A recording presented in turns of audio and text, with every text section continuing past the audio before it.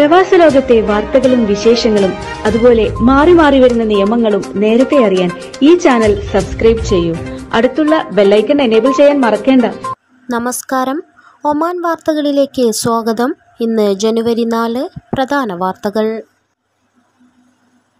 Indian സ്കൂളുകളിൽ പഠനേതര വിഷയങ്ങൾ ചർച്ച ചെയ്യുകയും പരാതികളും മറ്റും സ്വീകരിക്കുകയും ചെയ്തിരുന്ന ഓപ്പൺ ഫോറങ്ങൾ പൂർണ്ണമായും നിലച്ചതിനെതിരെ രക്ഷിതാക്കൾക്കിടയിൽ പ്രതിഷേധം.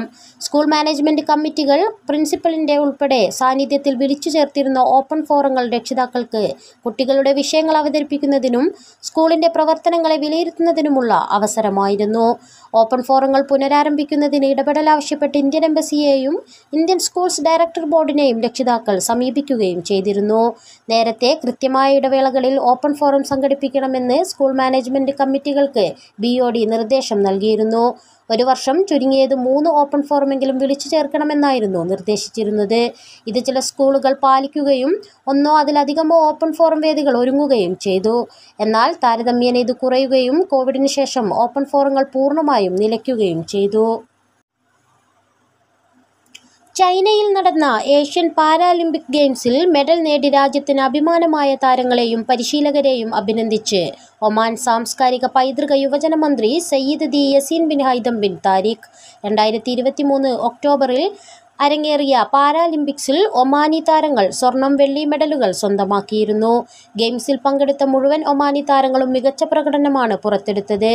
സയ്യിദ് ദി യസീൻ ബിൻ ഹൈതമിന്റെ ഓഫീസിൽ നടന്ന ചടങ്ങിൽ താരങ്ങൾക്കും പരിശീലകർക്കും മന്ത്രി അഭിനന്ദനങ്ങൾ നേർന്നു. ഒമാനിൽ പുതിയ ഹോക്കി സ്റ്റേഡിയം രാജ്യത്തിന് സമർപ്പിച്ചു. നിർമ്മാണ പ്രവർത്തികൾ പൂർത്തിയാക്കി ഹോക്കി ഒമാൻ എന്ന പേരിൽ ഇന്റഗ്രേറ്റഡ് കോംപ്ലക്സും സ്റ്റേഡിയവും ഹോക്കി ഗ്രൗണ്ടും സാംസ്കാരിക കായിക യുവജന മന്ത്രാലയത്തിന് സമർപ്പിച്ചു. ഒമാൻ ആതിഥേയത്വം വഹിക്കുന്ന ഫൈവ്സ് ഹോക്കി ലോകകപ്പ് 2024 പാരീസ് സമ്മർ ഒളിമ്പിക് യോഗ്യതാ മത്സരങ്ങൾ എന്നിവയ്ക്ക് വരും ദിവസങ്ങളിൽ ഹോക്കി ഒമാൻ വേദിയാകും. ഒളിമ്പിക് യോഗ്യതാ ടൂർണമെന്റിൽ 8 അന്താരാഷ്ട്ര ടീമുകൾ പങ്കെടുക്കും. ജനുവരി 15 മുതൽ 21 വരെയാണ് മത്സരങ്ങൾ. ആദ്യ 3 സ്ഥാനങ്ങളിലെത്തുന്ന ടീമുകൾ ഒളിമ്പിക്സിന് യോഗ്യത നേടും. തുടർന്ന് ഈ മാസം 24 ആരംഭിച്ച് 31 അവസാനിക്കുന്ന ഹോക്കി ലോകകപ്പിന് ഹോക്കി ഒമാൻ വേദിയാകും. പർവ്വതങ്ങളിലൂടെ 100 കിലോമീറ്റർ നടന്ന് ചരിത്രം രചിച്ച് സ്വദേശി ചരിത്ര അധ്യാപകൻ സുവൈക്കിൽ നിന്നുള്ള അബ്ദുൽ അസീസ് ബിൻ റാഷിദ് അൽ കിയൂമിയാണ് ഒമാനിലെ 100 കിലോമീറ്റർ പർവ്വതങ്ങളിലൂടെ കാൽനടയാത്രയായി യാത്ര ചെയ്തത്. ഒമാനിൽ തന്നെ ആദ്യമായാണ് ഇത്തരമൊരു യാത്ര. ദാഖിലിയ ഗവർണറേറ്റിലെ ഹംറ വിലായത്തിലെ ജബൽ ഷംസിൽ നിന്ന് ആരംഭിച്ച യാത്ര ബാത്തിനയിലെ സുവൈക്ക് വിലായത്തിലെ പർവ്വതത്തിലാണ് അവസാനിച്ചത്. 2.5 ദിവസം സമയമെടുത്താണ് യാത്ര പൂർത്തിയാക്കിയത്. ചരിത്രവും ഭൂമിശാസ്ത്രവും പഠിപ്പിക്കുന്ന തനിക്ക് യാത്ര ഏറെ കൗതുകം നിറഞ്ഞതായിരുന്നുവെന്നും രാജ്യത്തിന്റെ വ്യത്യസ്ത ഭൂമിശാസ്ത്രവും ജൈവ വൈവിധ്യങ്ങളും അനുഭവിച്ചറിയാൻ പർവ്വത സഞ്ചാരങ്ങളിലൂടെ സാധിച്ചുവെന്നും അബ്ദുൽ അസീസ് അൽ കിയൂമി പറഞ്ഞു. വരുന്ന വാരാന്ത്യ ദിനങ്ങളിൽ ശക്തമായ തണുപ്പ് അനുഭവപ്പെടുമെന്ന് ഒമാൻ കാലാവസ്ഥാ നിരീക്ഷണ കേന്ദ്രം മുന്നറിയിപ്പ്. മൂടൽമഞ്ഞിനും സാധ്യതയേറെയാണ്. മസ്കത്ത് ഗവർണറേറ്റിന്റെ വിവിധ ഭാഗങ്ങൾ, മുസന്തം, തെക്കൻ ബാത്തിന, വടക്കൻ ഗവർണറേറ്റിലെ വിവിധ പ്രദേശങ്ങൾ, ദാഖിലിയ, വടക്കൻ ഷർക്കിയ ഗവർണറേറ്റുകളിൽ വാരാന്ത്യത്തിൽ നേരിയ മഴ ലഭിച്ചേക്കുമെന്നും കാലാവസ്ഥാ റിപ്പോർട്ടുകൾ സൂചിപ്പിക്കുന്നു. അതേസമയം കഴിഞ്ഞ ദിവസങ്ങളിൽ ജബൽ ഷംസിൽ 1.5 ഡിഗ്രി സെൽഷ്യസ് വരെയാണ് താപനില താഴ്ന്നത്.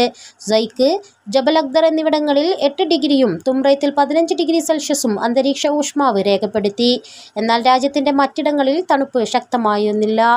എന്നാൽ നിലവിലെ സ്ഥിതിയിൽ നിന്ന് മാറി നാളെ മുതൽ താപനിലയിൽ വലിയ കുറവുണ്ടാകുമെന്നും മരുഭൂപ്രദേശങ്ങളിലും തീരപ്രദേശങ്ങളിലും ഉയർന്ന സ്ഥലങ്ങളിലും 1 ഡിഗ്രി സെൽഷ്യസ് വരെ അനുഭവപ്പെട്ടേക്കുമെന്നും ഒമാൻ മെറ്റ് ഓഫീസ് കാലാവസ്ഥാ റിപ്പോർട്ടിൽ പറയുന്നു.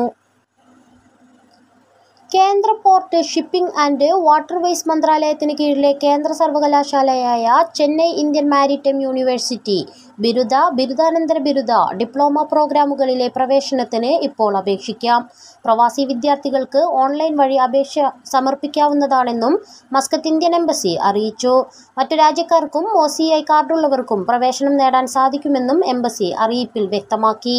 ചെന്നൈ, നേവി മുംബൈ പോർട്ട്, കൊൽക്കത്ത, വിശാഖപട്ടണം, കൊച്ചി ക്യാമ്പസുകൾ എന്നിവയിലായി നടത്തുന്ന BTech, BSc, BBA, MTech, MBA, diploma പ്രോഗ്രാമുകളിലേക്കാണ് പ്രവേശനം. ഒമാൻ കര വ്യോമാതിർത്തികൾ വഴി യാത്ര ചെയ്യുന്ന എല്ലാവരും കസ്റ്റംസ് നിയന്ത്രണങ്ങൾ പാലിക്കണമെന്ന് റോയൽ ഒമാൻ പോലീസ് കസ്റ്റംസ് വിഭാഗം നിർദ്ദേശിച്ചു. കള്ളപ്പണം വെളുപ്പിക്കലിനും തീവ്രവാദ ധനസഹായത്തിനുമെതിരെയുള്ള പോരാട്ടത്തിന്റെ ഭാഗമായാണ് ഒമാൻ കസ്റ്റംസ് അധികൃതർ ഇത്തരം നടപടികൾ എടുത്തിട്ടുള്ളത്. അധിക കറൻസികൾ, വിലയേറിയ ലോഹങ്ങൾ, സാമ്പത്തിക ഇടപാടുകളുടെ രേഖകൾ എന്നിവ കൊണ്ടുപോകുന്നുണ്ടെങ്കിൽ കസ്റ്റംസ് അധികൃതരെ അറിയിക്കേണ്ടതാണ്. 6000 ഒമാനി റിയാലിന് മുകളിൽ തുക അല്ലെങ്കിൽ അതിന് തുല്യമായ കറൻസികൾ, ചെക്കുകൾ, ബോണ്ടുകൾ, ഷെയറുകൾ, പേയ്മെന്റ് ഓർഡറുകൾ, വിലയേറിയ ലോഹങ്ങളായ സ്വർണം, വജ്രം, രത്നക്കല്ലുകൾ തുടങ്ങിയവയുമായി അതിർത്തി പോയിന്റുകളിൽ പ്രവേശിക്കുമ്പോഴോ പുറത്തു പോകുമ്പോഴോ യാത്രക്കാർ കസ്റ്റംസിനെ അറിയിക്കേണ്ടതാണെന്നും റോയൽ ഒമാൻ പോലീസ് കസ്റ്റംസ് വിഭാഗം അറിയിച്ചു. ഖുറിയാത്ത് വിലായത്തിലെ വിവിധ ഭാഗങ്ങളിൽ നേരിയ മഴ ലഭിച്ചു. വാദികളിൽ വെള്ളം നിറഞ്ഞു. മഴ പെയ്ത സ്ഥലങ്ങളിൽ താപനില കുറഞ്ഞതായി കാലാവസ്ഥാ റിപ്പോർട്ടുകൾ സൂചിപ്പിക്കുന്നു. വരുന്ന ദിവസങ്ങളിൽ നേരിയ മഴയ്ക്ക് സാധ്യതയുണ്ടെന്ന് കാലാവസ്ഥാ നിരീക്ഷണ കേന്ദ്രം അറിയിച്ചിരുന്നു. സൂർ, മുദൈബി, വാദി മൻദാബിൽ തുടങ്ങിയ പ്രദേശങ്ങളിൽ കഴിഞ്ഞ ദിവസങ്ങളിൽ ഭേദപ്പെട്ട മഴ ലഭിച്ചിരുന്നു. രാജ്യത്തിന്റെ വിവിധ പ്രദേശങ്ങളിൽ താപനില താഴുകയാണ്. മൂടൽമഞ്ഞും വർദ്ധിച്ചു വരികയാണ്. രാജ്യത്തെ ജനസംഖ്യയിൽ 1.2% വർധനവെന്ന് ദേശീയ സ്ഥിതിവിവര കേന്ദ്ര റിപ്പോർട്ട്. ആകെ ജനസംഖ്യ 5 ദശലക്ഷം കടന്നു. 2023 അവസാനം വരെയുള്ള കണക്കുകൾ പ്രകാരം 51,65,602 ജനസംഖ്യ. 29.7% ആളുകൾ വസിക്കുന്ന മസ്കത്താണ് വലിയ ജനവാസ മേഖല. രാജ്യത്തെ ജനങ്ങളിൽ 15,46,667 പേരും വസിക്കുന്നത് മസ്കത്ത് ഗവർണറേറ്റിലാണ്.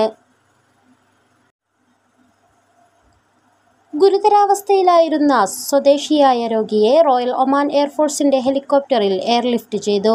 കസബ് ഹോസ്പിറ്റലിൽ നിന്ന് മസ്കത്ത് ഗവർണറേറ്റിലെ റോയൽ ഹോസ്പിറ്റലിലേക്കാണ് മാറ്റിയതെന്ന് പ്രതിരോധ മന്ത്രാലയം അറിയിച്ചു. രോഗിക്ക് ആവശ്യമായ ചികിത്സ ലഭ്യമാക്കുകയും ചെയ്തു. രാജ്യത്തെ പകർപ്പവകാശ നിയമങ്ങൾ ലംഘിക്കുന്ന തരത്തിൽ ചിത്രങ്ങളും വീഡിയോകളും എടുക്കരുതെന്ന് മുന്നറിയിപ്പ്. ഉടമകളുടെ അനുമതിയില്ലാതെ സിനിമ കാണുമ്പോൾ സിനിമാ രംഗം ചിത്രീകരിക്കുകയോ ഫോട്ടോ എടുക്കുകയോ ചെയ്യുന്നത് UAEയിൽ സിനിമ കണ്ടന്റുകളുടെ പകർപ്പവകാശ നിയമപ്രകാരം നിയമവിരുദ്ധമാണ് എന്ന് നിയമവിദഗ്ധർ മുന്നറിയിപ്പ് നൽകുന്നു. 2021 ഗവൺമെന്റ് പകർപ്പവകാശവും അവകാശങ്ങളും സംബന്ധിച്ച് 2021 38-ാം നമ്പർ ഫെഡറൽ നിയമം പുറപ്പെടുവിച്ചു. അത് 2022 ജനുവരിയിൽ പ്രാബല്യത്തിൽ വരികയും ചെയ്തതാണ്. ലോകത്തിലെ ഏറ്റവും വലിയ വിമാനത്തെ വരവേറ്റ് സുഹാർ അന്താരാഷ്ട്ര വിമാനത്താവളം. എമിറേറ്റ്സിന്റെ എയർബസ് A380 എന്ന വിമാനമാണ് സുഹാറിൽ ലാൻഡ് ചെയ്തത്. എമിറേറ്റ്സ് അക്കാദമിയുടെ പൈലറ്റ് പരിശീലനത്തിന്റെ ഭാഗമായിട്ടായിരുന്നു സുഹാറിലെ ലാൻഡിങ്ങും ഇവിടെ നിന്നുള്ള ടേക്ക് ഓഫും. ഇതുമായി ബന്ധപ്പെട്ട കരാർ നേരത്തെ ഒമാൻ എയർപോർട്ട്സ് ഒപ്പുവെച്ചിരുന്നു. സുഹാർ വിമാനത്താവളത്തിന് അന്താരാഷ്ട്ര തലത്തിൽ കൂടുതൽ ശ്രദ്ധ നേടിക്കൊടുക്കുന്നതിനും ഇതുവഴി ഒമാൻ എയർപോർട്ട്സ് ലക്ഷ്യം വെക്കുന്നു. സുഹാറിൽ നിന്ന് കൂടുതൽ അന്താരാഷ്ട്ര സർവീസുകൾ അധികൃതർ ലക്ഷ്യമിടുന്നുണ്ട്. മേഖലയിലേക്ക് കൂടുതൽ സന്ദർശകരെ ആകർഷിക്കാനും സുഹാർ വിമാനത്താവളം വഴിയൊരുക്കും. ഫ്രീ സോൺ ഉൾപ്പെടെ നിരവധി വികസന പദ്ധതികളാണ് ബാത്തിന മേഖലയിൽ സർക്കാർ നടപ്പിലാക്കി വരുന്നത്. ഇതോടുകൂടി ഇന്നത്തെ വാർത്തകൾ ഇവിടെ പൂർണ്ണമാവുന്നു. കൂടുതൽ ഒമാൻ വാർത്തകളും വിശേഷങ്ങളുമായി നാളെ വീണ്ടും കാണാം. നമസ്കാരം.